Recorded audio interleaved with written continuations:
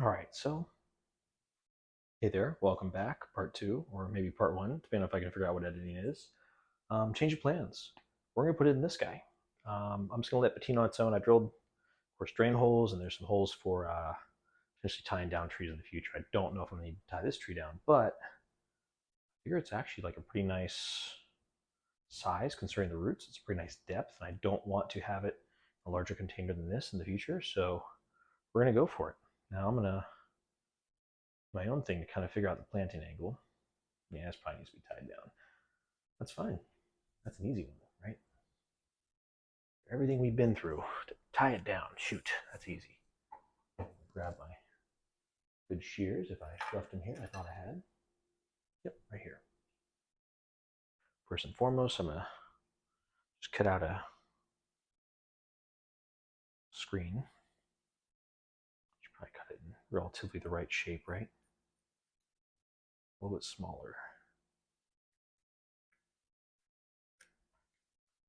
I need, yeah, cut off the corners.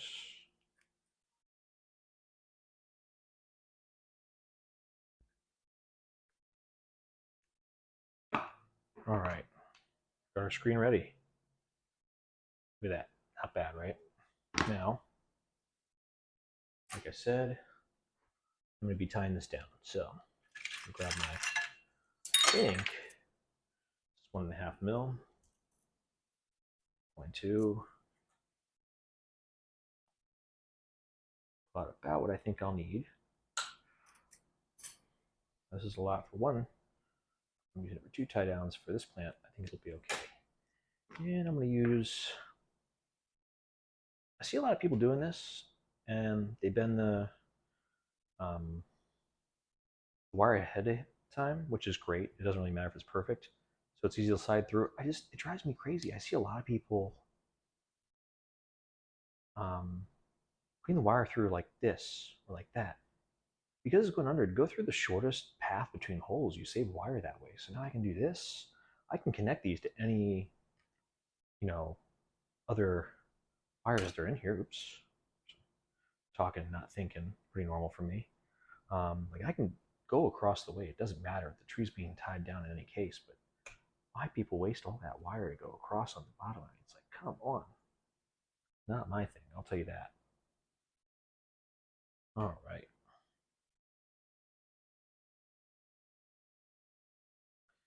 And yes, I know I can use pliers. This might be easier. It's not going to be easier enough for me.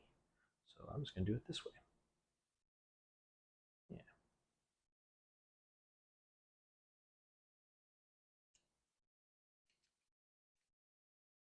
So all you people have been driving crazy by not tying things down. You're getting your wish. I'm going to do it. Now, I did not bare root this. Could I have? Yes. Should I have? Possibly. But because it's such a nice, easy to grow vine, I'm not going to worry about bare rooting it. It also likes a little bit of organic. So, on the very bottom, I'm going to use my ABC, already been chewed bonsai mix. And I just broke it off a branch. Oh well, happens. All right, see, it fits pretty nice in there. I think I decided to do it kind of, yeah, like that. I think that's perfect. So, take this one over, this one over.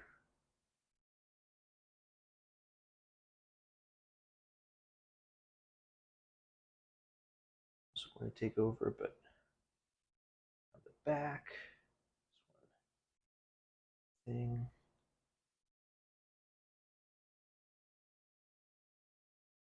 I'm not going to worry about being too fancy with my tie-offs too. I'm not trying to keep this from moving just yet. I'm trying to get it so that I can maneuver a little bit. It's already looks like a completely different animal, which I'm happy about because it makes space outside.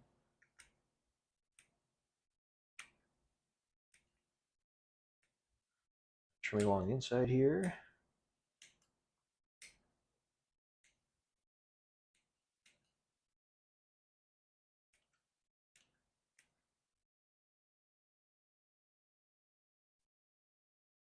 All right. Yeah, Nabari is going to be a hard thing to get for this plant because of the type of plant it is, but we'll work with what we got, right? That's all we can do. All right.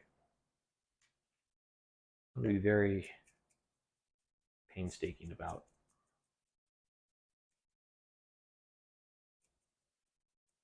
getting the soil into the roots.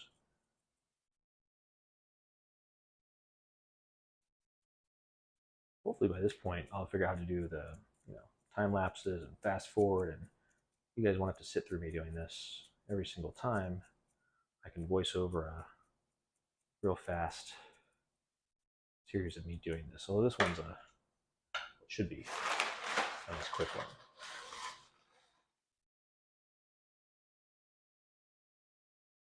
We will see. Give this for a tree right there.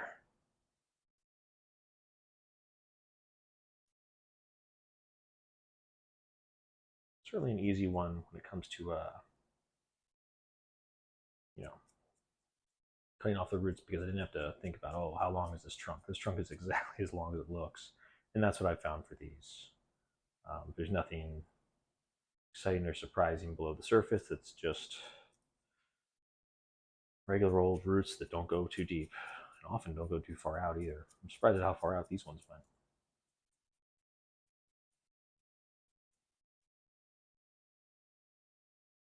I'll take this down. Switch over to the this. Because I don't have feet on this, I'm not going to get my pot very flat, but it does help to be able to hold it very, very steady while pushing all this soil. Kind of wish I had some sand, some super, super fine. I did, but I used it up on my cactus because this is such a, it's so many fine roots, and they're all good roots technically. Teeny tiny scoop. Get around the back here. The back of the trunk is the one spot where it's kind of tough to reach. So roots want to, you see there's roots coming off the trunk of the tree there, even right in the soil.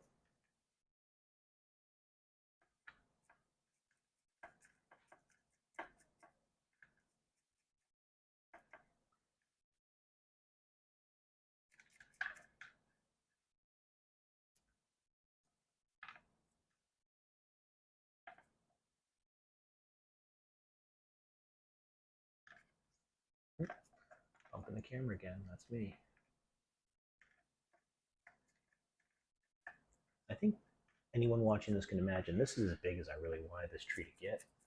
I would love for it to continue to gain age, but I don't want it to be a big tree. I want it to be a very small tree. So this particular pot works for me. If I wanted this to be a big tree, I'd have put it into a much, much larger pot. These aren't even attached. That's good. I'm not bothered by this wire sticking out. It doesn't bother me.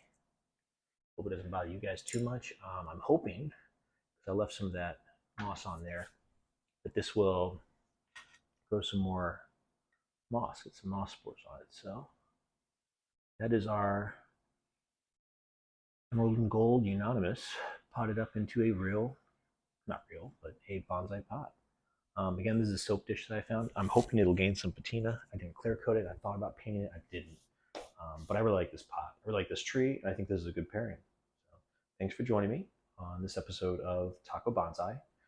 You have a great night, and I'll see you folks on the next episode.